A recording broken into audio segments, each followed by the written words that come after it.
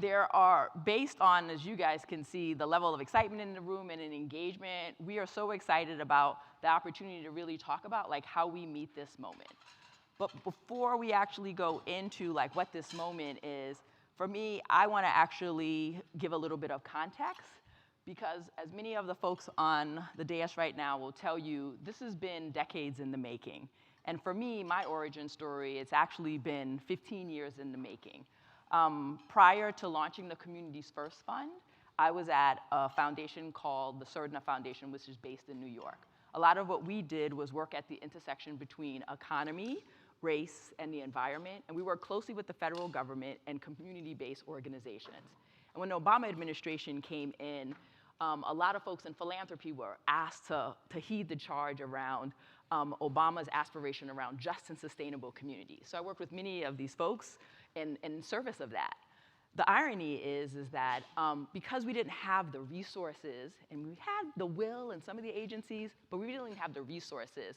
So what you saw was that we pushed forward on the sustainability piece, but we never got the just piece right. And what that meant was that communities continued to be left out.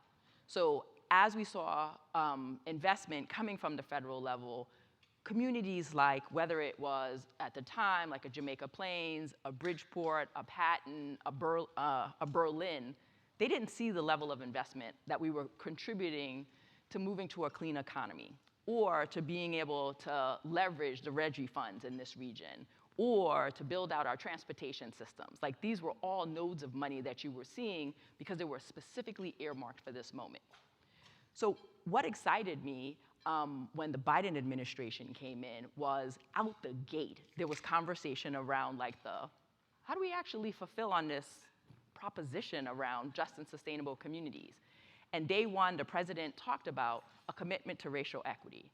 And with that, there was a real grounding to talk about that often communities are left out of the conversation. And the implications of what that means is that we tinker around the edges in order to support communities to thrive, but because we are not acknowledging that some communities are rarely invested in, or some communities hold the burdens related to infrastructure investments, a lot of times we can never get to the full aspirations of what it means for a community to thrive. So I was like, hey, those are some great words. I was just like, what does it actually mean to live into that moment?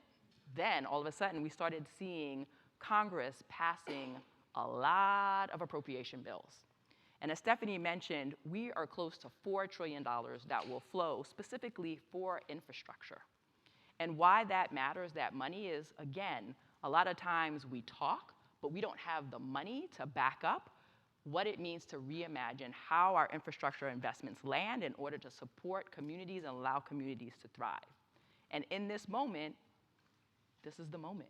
This is the moment to actually actualize how we get to supporting every community, whether it is a Patton, whether it is a Berlin. But what it will require is for us to be intentional and deliberate around making that proposition good and making those dollars good. This money is going to come through our communities one way or another. It can happen in a good way or it can happen in a bad way. What I hold is that being able to bring everyone together in this room and start a dialogue around how we actively coordinate to be deliberate is an entry point to making sure that that money actually lands and creates a space to helping communities repair past harms, but also transform communities in a way that allows for the just and sustainable proposition that many presidents have put before, but this president is actually trying to ideate on. With that, I want to take a moment and step back and introduce our panel. I have worked with many of these folks for whether it's a decade or whether it's a day, but all of them are here to offer their collective wisdom on what it means to step into this moment and what it will require. We will start with Mariella Puerto, who is from the Barr Foundation, and what she is holding is the role that philanthropy plays. We will also have Noemi Ramos. Noemi will be, sorry, she likes to go by Mimi. I should stop that. Hey, Mimi. So Mimi will be talking about how communities have been building for this moment and where the opportunities are for them to actually play an active role in being co-conspirators or co-creators in this moment. We have Matt Tejada from the US EPA, and then we also have Pierre Joseph, who, he'll be here, trust me, he will be. You can count on that. I was like, is that him? So, who will be here, and he will be talking about the role that the public and private sector are playing in order to help to braid together the resources that they have with this rich ecosystem that is going to be necessary for us to fulfill the proposition around how to support communities. With that, I would like to start with Mariella to give a little overview of like the work that she's been doing and the role that philanthropy has been playing. With that, great. Thanks, Mariella. Thank you, Helen. So I'm incredibly humbled to be here. I really stand on the shoulders of so many of you who have been working at this for such a long time. You know, philanthropy really is very indirect in the sense of the work that we do. We really count on all of you to do the groundwork on community organizing. But we do try to facilitate getting resources to you. And so what I'll talk about is what the Barr Foundation has been doing over the past few years. So a little bit about the Barr Foundation. It's a philanthropy based in Boston. We work on education, arts and creativity, and climate. And I'm the director of the climate program. We are a regional foundation, and the climate program really advances equitable solutions to advance transportation solutions, clean energy, as well as climate resiliency, because we recognize that climate change is already happening. So Helen mentioned that many of us have been working at this for a while, more than a decade. And this is the moment that we've been fighting for. I've been at Barr for almost 20 years now and have been providing support to quite a number of environmental justice, community-based, people of color-led organizations who have been working on a variety of environmental justice and climate justice issues. And we've also been supporting the infrastructure of organizations to come together and align so that they are in coalitions to build power. And quite a number of great coalitions have come together over the years and have fought for the resources that you see now that Helen just mentioned. So we've done that. And then a few years ago, we realized that our commitment to racial justice was not as explicit. We didn't talk about it that much. And thanks to our trustees, we actually deepened our commitment. So the climate program seized upon that deepened commitment, and we expanded our support. We have now provided more support to our existing partners in environmental justice communities, bigger grants, longer term, more flexible. We have also cultivated and sought out new partners.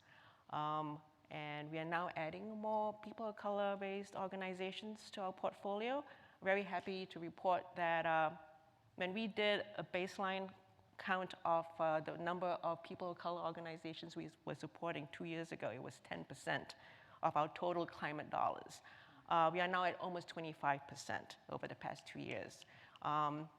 This is something that we want to continue to do. We have also been providing more capacity building support to build more organizational resilience, to make organizations healthier. And then, you know, we also recognize that the public sector sometimes needs some help in how they engage and are in relationship with their local communities. So we've worked with an organization called HRIA, which provides technical assistance, facilitation support, community building support, helping municipalities in Massachusetts, namely Chelsea. There's been some work done in Everett, and so some communities in the Berkshires, whereby they are building community engagement, co-governance efforts, so that communities, and this happened in Chelsea, had a role in deciding how the ARPA funds were going to be used. So in Chelsea, The community was brought together in an engagement process for over 6 months, and they oversaw the distribution of $15 million of the ARPA funding. And HRIA provided training support to community leaders to be able to engage.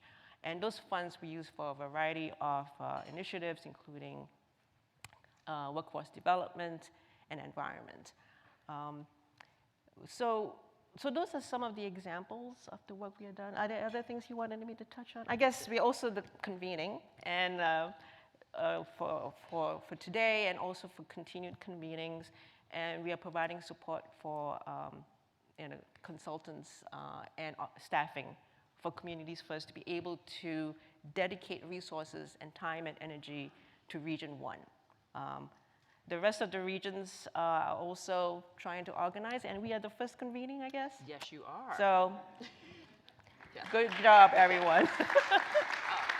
Thank you for that. Yeah. Thank you for that, Mariella. The piece that I want you guys to take away is that it will be necessary for a tapestry of actors to come together to actually make this happen. So when we talk about dollars flowing, a lot of times what happens at the federal levels, the dollars go to the state, and then the state kind of figures out what's happening. What we know to be true, because we've been doing this work way too long, is that that tapestry actually needs to be made up of community, of philanthropy, because philanthropy holds some of the soft dollars that allow to the seeding of ideas, but there are things that the federal government cannot do. Philanthropy can step in and play a role on some of those pieces. Who is also needed is going to be public and private actors, as well as community. Community needs to be there to shape voices, because the thing that we hold is that they actually have an intersectional approach, understanding that infrastructure plays a role in the health and vitality of their communities, on the economic aspirations of those communities, and in the safe and wellness of those communities. So I wanted to be able to kick it off to Mimi, because she can talk about how grassroots folks have been organizing in this moment to make sure that they're part of that tapestry, and they're helping to put forward the solutions necessary to be able to build thriving communities. No pressure. Hi, everyone. And then she's gonna solve world poverty after this, so Right. all right. No, I too am very honored to be here and be in space, to learn, to listen, and also to offer some gifts of knowledge. I'm also in my old school hometown of Rhody, so what's up, Rhode Island? Wanna honor that. So I'll talk a little bit about who NEU4J is, but really it is broader than many of us in this room, right? United for Justice, we are one of the community partners in the greater Boston region. We're a multi-issue community-based organization that really leads with power and voice and guidance that come from community in every way that that represents. We do a lot of statewide work. Our work is intersectional in many ways around a variety of issues, and we'll talk a little bit more about that shortly. I also want to just give a major shout out to Barr, because we are one of the community partners that Barr spoke about in their expansion and vision on how they support community. So very excited about that, amongst many of our other funding partners that are here today. When I was asked to come up and talk about community and the moment that we're in right now, I had to take a step back and really think about where we've been before talking about the moment we are in now. And I'm gonna take us to a place that is very close to many of us in this room, not too long ago, and I wanna talk about COVID. I wanna talk about the impacts of the pandemic and what it meant for community to be at the center of the survival of our neighborhoods. When COVID hit, many of the community partners, like many of us in this room, we were scrambling. Right? We didn't know what was coming our way. There was loss of life, loss of our people, of community. We knew that we had to step in to support the survival of our people, literally the survival of our people. And I want to start with that moment, because I don't want us to go into this dark place, right? Because we all survived COVID, but I want us to remember the resilience that came out of the work that we all put, in particular frontline communities that had no choice but to put ourselves at risk to support our people. We have to start there. And I think about how many of us created systems and organizing strategies around feeding our folks, making sure that residents knew where and how to obtain medical resources for their families, what it meant to fight like hell to keep our people housed during COVID, right? And one of the things that I pay attention to, in our organizing is we've had many shifts. The burnout of the grassroots community and of many of us is very real. We have seen many transitions. We have seen a lot of folks needing to step away from this work, but we've also seen many new leaders stepping into this work, right? We also needed to pay attention to the gaps, and this is why a space like this is so important for me personally. We paid attention to the gaps within our cities, our states. We paid attention to we didn't have enough hands hitting the ground and hitting community. And this lies an opportunity that I want us to remember over the next 2 days in this conference. Our cities, towns, and federal government could not do this work without frontline communities, period.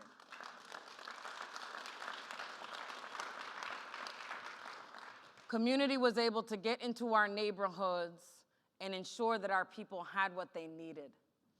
And not only was it about food and resources, we call this at United for Justice wellness to organizing.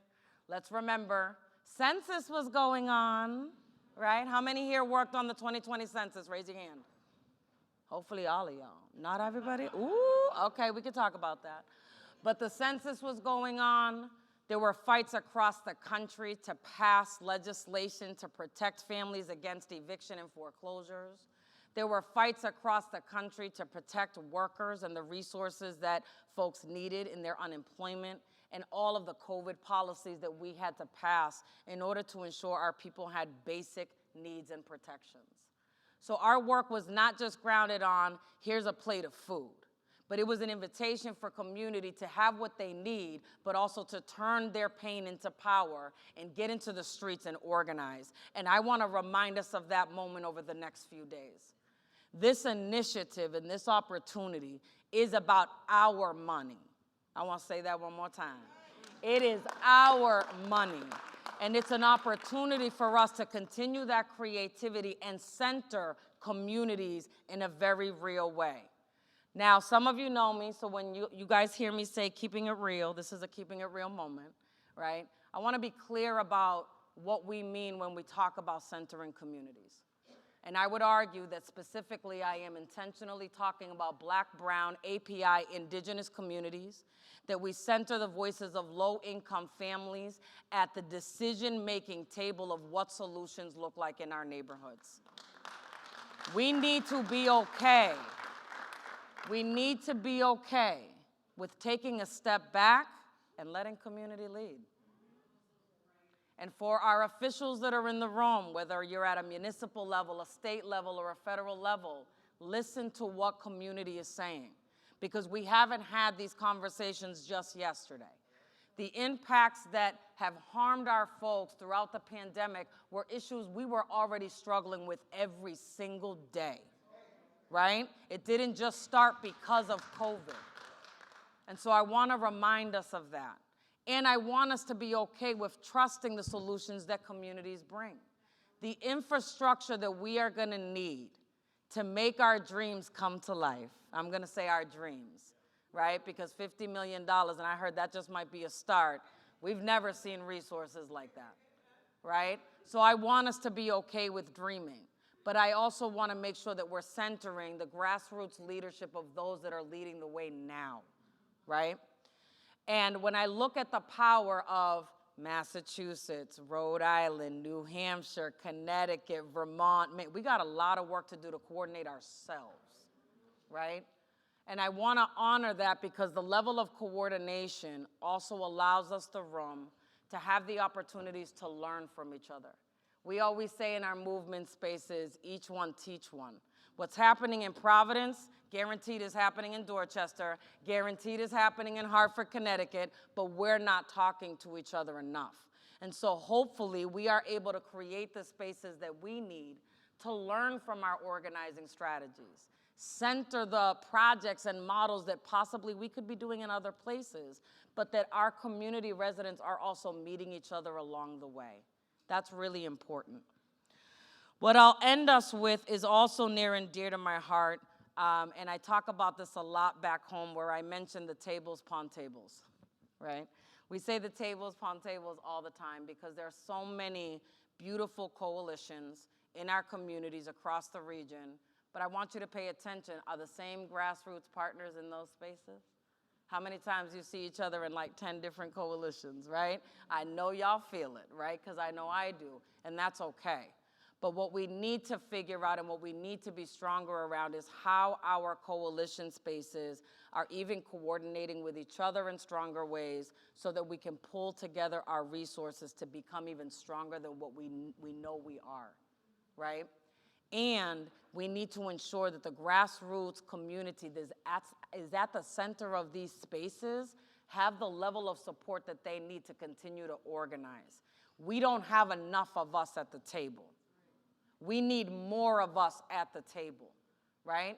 And these resources should provide an opportunity for us to do that, truly leading with community at the decision-making seat, and I want us to continue to get creative. We saw the creativity and doors open in a different way during the pandemic. We can't lose that. We need to step into that even more. I'll stop there. Okay. Thank you, sister. Thank you. Your head. Thank you, sister. So Mimi, thank you for that. And I want to kick it to Matt because what the moment that we are in right now, as Mimi talked about it, is we are a moment of understanding that in order for this work to take root, for implementation to happen, we need to elevate the voices and the power of the people on the ground in order to make that happen. One of the things that has been a beautiful thing to watch over the last decade is watching agencies like the Environmental Protection Agency be able to step into the space to be a partner in helping to build out that necessary infrastructure so that community could be part of the story around what implementation and co-governance looks like. So with that, I want to turn it to Matt so he can talk about a little bit the work that they've been doing at EPA, but also what this opportunity is and how they are thinking about aligning their resources, being their people, and their, some of the appropriations they've gotten to allow communities to work in this intersectional way with the municipalities and with the states. Hey. So with that, welcome Pierre also. We talked about you a lot. We were like, woo! Right. So with that, we will transition to Matt and then let Pierre catch his breath. All right. And I lost a bet. I said you were going to be wearing a blue suit. Dang it. All right. Okay. Hey, thanks, Helen. And I'm very happy to be here. Very happy just to be in a room that's so beautiful as this one. And I'm not talking about the weird room we're in. And just, you know, picking up from a few things that, you know, folks had mentioned, especially what Mimi was just mentioning, and going back to something that Stephanie said in her very kind introduction, where she asked the feds in the room to raise our hands and to give us some grace. As a Fed, that was very kind of her. I'm going to give you all some alternative direction, though, if I can. When we're having drinks later, you know, you give us some grace and be nice to us. We're human beings. Everywhere else, give us absolute hell. Because this is the first time we've been able to do this, right? To what Mimi was saying, this is the first time not only is there a game to be played, but we might actually be in it. And the only way that the black and brown and indigenous and low-income communities out there are going to play this game is if you give us absolute hell. I've been doing this work for over 10 years at EPA. I came from Houston, where I ran an EJ advocacy working up and down the Houston Ship Channel, which I still think is one of the toughest places in the country to do justice work. I'm not going to tell you why. I imagine y'all can figure that out. It is still a challenge every single day within the Environmental Protection Agency to advance justice. it is still a bureaucracy that was not built for your communities. It is still a bureaucracy that has not been using trillions of dollars for a very long time to advance the interests of the communities we're talking about today. In fact, it was actually working at counter purposes, right? We've got trillions of dollars out there available to begin to right the wrongs of generations of oppression and disinvestment, to begin to do that. We only got $3 billion out of $4 trillion for straight up EJ work. And that blew our minds, and we're like, oh my God, that's not enough. That's not even close to enough. And that's when we really started. It was even before we got all that money, right? And to talk about one of the things that we wanted to make sure to mention here is the Thriving Community Network. It was before the Inflation Reduction Act even passed. It was back when it was still this thing called the Build Back Better agenda. Y'all remember that thing, the triple B? That would have been such an easier acronym for all of us. It was back when it was the Build Back Better agenda, and there was actual money in there for communities. There was money for technical assistance. There was money for EJ. And then that thing got negotiated away, and it was just the Bipartisan Infrastructure Law, or the Investing in Infrastructure and Jobs Act, whichever department tells you what to say. But all of the EJ money dropped out. And those of us who work on EJ in the government were like, oh shit, what are we gonna do? Right? There's gonna be trillions of dollars out there now, and the people that need it the most, the communities that need it the most, they still don't have any help to get it. Right? It all went away. That's when some of us started organizing, because like in previous administrations, in this administration, you know, those of us that are career folks that managed to hang on were so relieved at the influx of individuals who came into this administration who had authentically been working and fighting for equity and justice before they came into this administration. So folks like Christopher Coase and I got together, folks like Shalonda Baker over at DOE, just a handful of our agencies got together and were like, we have got to do something. Right? And we'd been around before. We'd been around for some of those earlier efforts where the government tries to get together and tries to do something good to advance equity and justice, and it never quite happens. Right? The most that happens is you get a list of like 30 places where you know, we try to make magic happen, and maybe it does, maybe it doesn't, and then the administration ends and you're like, okay, well, you know, a few communities benefited. And we couldn't do that, right? We wanted to actually change the system and structure of government, because that's justice work. And we had all this money that we could push out to advance equity while we're trying to change the systems and structures of government. And that was the genesis of the Thriving Community Network. We knew we couldn't just go out and say, well, let's just try it in 20 places and see what happens, right? We needed to actually align our programs so that they would deploy together. We had to do the hard work, the really unsexy, bureaucratic work inside of the government to figure out how to align our programs as we were developing them, even down to the, you know, the mundane of calling it Thriving Community, right? That was a huge decision. We're like, can we call it a Thriving? Yeah, we call it Thriving Community. If I just say it, then it'll just be, and nobody will ask us, right? It'll just be done. Like, that was a huge decision just to try to align our programs so that you might be able to find them together. So we've done that now, right? It started as 4 agencies. I don't even know how many we are now. Amy, how many are we now? Close to a dozen? 8. Oh, well, that's halfway to a dozen.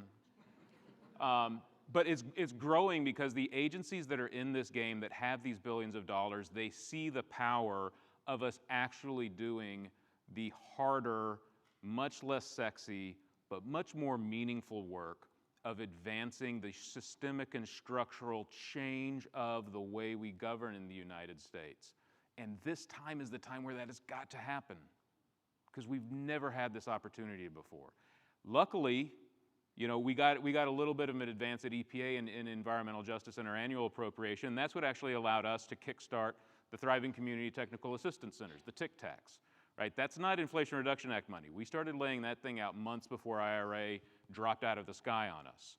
As soon as we got enough money in our fiscal year 22 appropriation, we started building the TIC-TACs, because we knew, boy, that bipartisan infrastructure law money is out there. We have got to get some technical assistance out to communities. So whatever money we got, we were going to put it out there to support communities to get in this game, right? Those TIC-TACs are now launching across the United States. We will have one here in Region 1 in New England before the end of the year.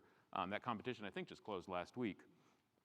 We are going to have that nationwide network of technical assistance providers across the United States, because it is the point of entry that nobody else can pay for. right? If you haven't been in government, you know how ridiculously stupid it is to make government money do the things that we want it to do. We finally got some stupid easy money at EPA where we could do that, right? We could actually start building the things that people needed. So the next thing we did with the Inflation Reduction Act, right? We knew we needed to make thousands of grants across the United States, and we knew we would never be able to do that at EPA. It sucks. It is so hard trying to make 10 grants, much less thousands of them. That's why we're setting up these environmental justice thriving community grant makers, where there'll be $50 million just in New England. There'll be over $500 million across the United States that we put out. The same way we're developing these Tic Tacs, we're going to have a nationwide network of these grant makers across the United States that are going to pump billion or $500 million in small form into thousands of communities across the United States for the next several years to give them the support they need to get in the game. And then as Stephanie was also mentioning, right, later this month or early next month, it depends on when we actually get a date to release it before we shut down again, is the Thriving Community, the Environmental Climate Justice Community Change Grant. Right? That's where the bulk of the billions of dollars we've received at EPA for environmental justice will be coming out in grants between $10 and $20 million to actually drive catalytic change on the ground in terms of climate resilience, legacy pollution reduction, and economic strength of communities. We'll be making hundreds of those awards over the next couple of years. It'll be an open competition for a year. We're going to have a revolving competition, so whenever folks are ready, you can apply to it. If you don't get the award, guess what we're going to let you do? We're going to let you apply again. As an incredibly successful failed applicant to the grant programs I now get to administer, I know how hard it is to spend months crafting a grant proposal only to wait months and then have it get rejected and you're just standing there with nothing except a bunch of sunk cost. Right? I hate it. So we're going to let you resubmit. We're going to actually tell you what was wrong, and we'll let you resubmit that proposal so you can get that money, right? And the best thing about it all is that nobody gets that money unless the community says so, right? State wants that money. State can't even apply for that money.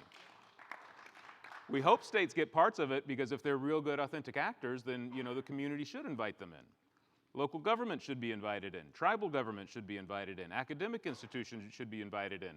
By the community, sitting at the head of that table that they get to convene and welcome the folks that they want to welcome into the chairs to work on those projects, right? And to the last point, and one of the things that we're trying to do underneath everything that we're building out here with these Tic Tacs, with the grant makers, with the Thriving Community Network is the fact that when all this started kicking off with the bipartisan infrastructure law and everything else, we were under a lot of pressure at EPA to get this money out, get the money out, which again, EPA is not good at. We're not a big grant department like USDA and DOT are.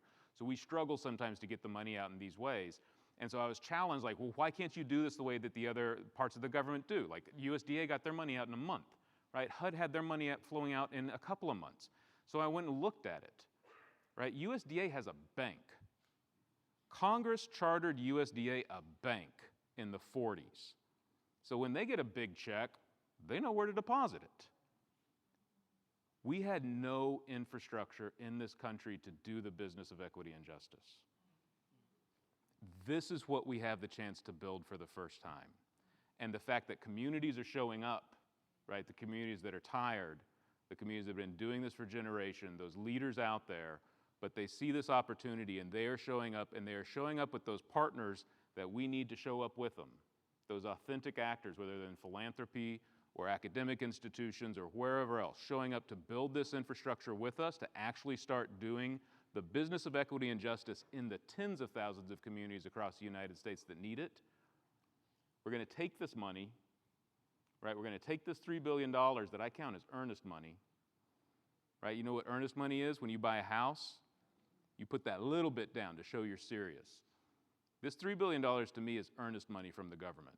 Maybe we're serious, right? Maybe we're actually going to scrounge together a down payment to start changing things. Maybe we're actually going to do it over time. We'll probably take a 30-year note at least. But maybe we'll actually start doing this. And so thank y'all for being in this room today. Thank you for showing up ready to work in partnership. Thank you for showing up ready to support your communities so that we can actually make this earnest money pay. Yeah. Thank you.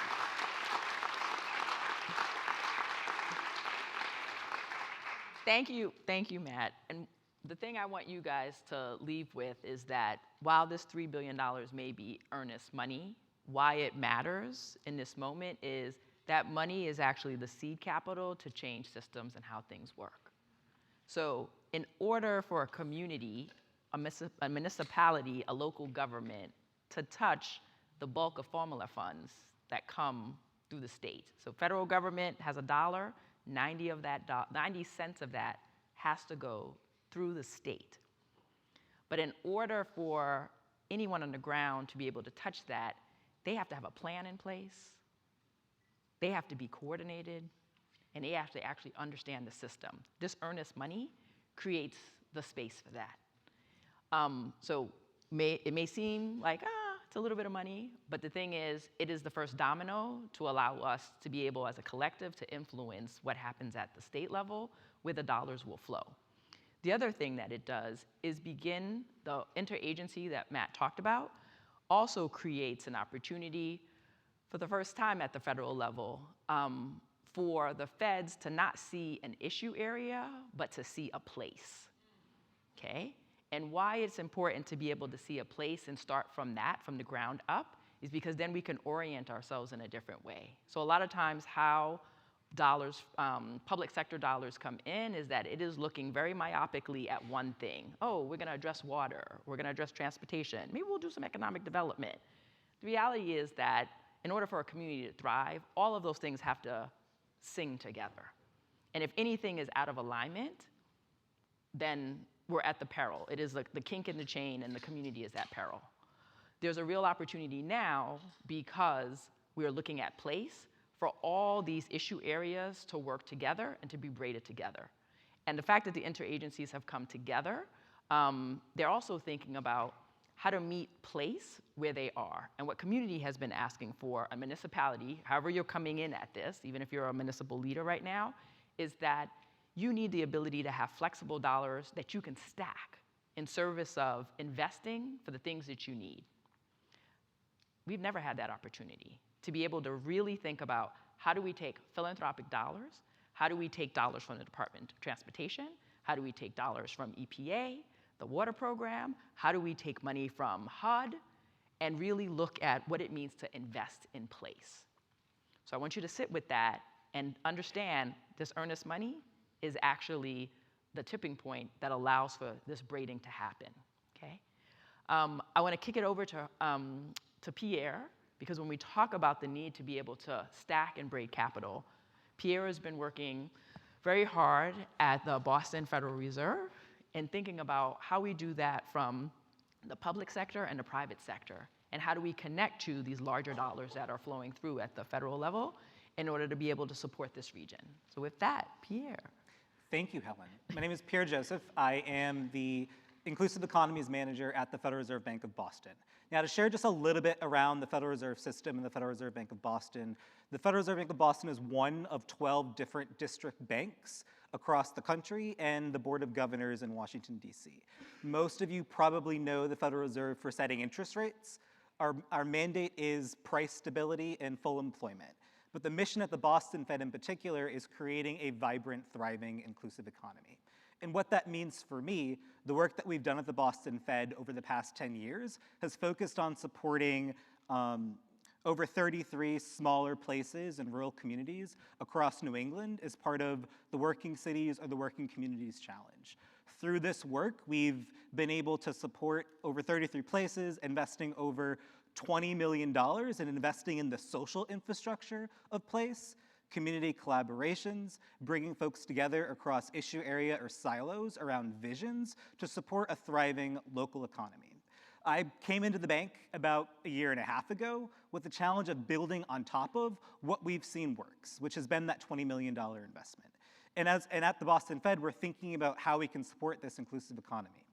And for us, we're thinking across three different areas. One, creating a learning network in order to keep all of the places that are actively pursuing visions to support the local economy connected and together. One of the things we learned through the challenge competition of the Working Cities Challenge is that it's easy to support communities that have a really strong proposal and they get all the technical assistance, and then everyone else is left out. So one of the things that we were thinking through is how can we support a range of places no matter where they are at along their journey. So we've created a learning network in order to keep places connected as they're building their visions. What we're working on right now is creating what we're calling Inclusive Economies Labs, which is a process by which we're partnering with philanthropy in the private sector to bring together those dollars that not only support communities' visions, but allow them resources to move a project that might be shovel-worthy, that is not yet investment-ready. How do we get them additional resources and surge capacities in order to move those projects forward? And the third piece of our strategy is what we're calling a capital strategy. Because one of the things that we know is our smaller cities and our rural communities across New England, they don't have access to the types of capital that places like Boston have access to. So how can we understand and map capital flows, how those dollars are flowing to some of these communities or not flowing, and then starting to think through creating new regional aggregated capital vehicles in order to get capital to places where it doesn't flow but should. And the importance of this in this moment, I think, for the Boston Fed, because we are not grant makers, is to really leverage our people power. We have the largest community development staff in the country. I'm a part of the Working Places team, and we get to go out and be in relationship with communities. We get to hear about the cool, innovative projects that they're moving forward. Sometimes it looks like solving a childcare crisis in place. And it's understanding that oftentimes it's single women who are starting these childcare businesses who might be renting a home, who want to expand and have a facility where they can take care of children, but they don't have access to the capital in order to get there. Part of what we're doing through our work is connecting those individuals, those entrepreneurs, with the resources that they need in order to scale that business. We're also connecting with organizing groups on the ground. Folks are oftentimes left out of this conversation around equitable economic development. And we're connecting them with additional resources and supports because oftentimes communities have vision. They don't always have the resources or the technical expertise in order to get there. So what we're doing is we're trying to show up in right relationship with those folks, talking to folks within philanthropy, talking to folks within the federal government, and exploring how we can use our tools in order to advance communities' interests. I've spent a lot of time in this space, both as a former, both in actually during the Obama years and as a former funder, and I think what's interesting now is back then we were often going into communities and we're saying, do more with less. For the first time, communities actually are able to do more with more. And the question is like, how do we align all of these folks, federal government, philanthropy, banks, impact investors, to show up in new ways? I think this is a moment for folks to be creative, to bring to bear all of their resources, financial resources, grant resources to support communities in place, and also knowledge and expertise to show up in new ways. And I think for a lot of us, whether you're in government, whether you're in a Federal Reserve Bank, it's going to feel uncomfortable because we haven't had to exercise that tool and that muscle of being in right relationship with place. Sometimes it means we have to acknowledge the ways that we've shown up and caused real harm, but also commit to doing better. And I think that's really, what's at stake in this moment, partnering in new ways. And I think for us at the Fed, we're really trying to model how we do that with our staff on the Working Places team. And we're hopeful that as we engage in this work over the next couple of years, more banks across the system will look at our model and find ways that they can replicate this as well. I think this is a really exciting time to show up differently and support places. Y'all see Region 1 is leading the way, right? So I want you guys to know that you are sitting in a very privileged place and leading the way. A lot of folks will be looking to what happens here and thinking about how do we replicate those systems. With that, I want to transition to the next panel. And I want to say one last thing too. Didn't I tell you these people were going to bring their wisdom to y'all? Yeah. See, all right. All right, so, and the thing I want you to hold as you go into the next set of panels is that this is our moment. And we want to spend the next 2 days as a space for us to roll up our sleeves and think about, in a generative way, how we can partner, how we can build the necessary relationships in order to capitalize on this moment that we have at the federal government. We are going to meet this moment, and you guys are ready for this. Thank you so much.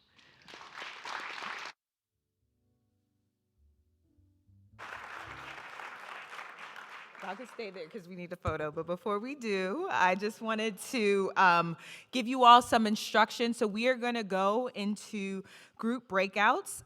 The community breakout discussion will happen here. There will be a philanthropic breakout discussion that will be through the registration and towards you will make a strong left.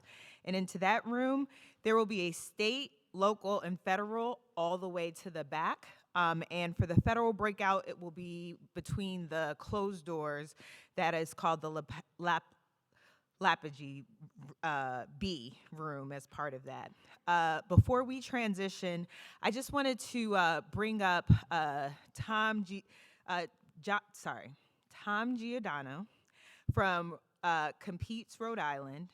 In part because when we decided that we were going to actually do this convening, Tom was like, we should have it in Providence. And I was like, why would we do that?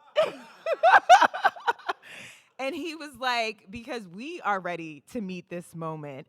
And so what is so powerful, even as we sit in this space, as the wind turbine is behind us, the state capitol is in front of us, in many ways, what is so amazing is that the smallest state, in a lot of ways, is also the leader in really thinking about how we meet this moment.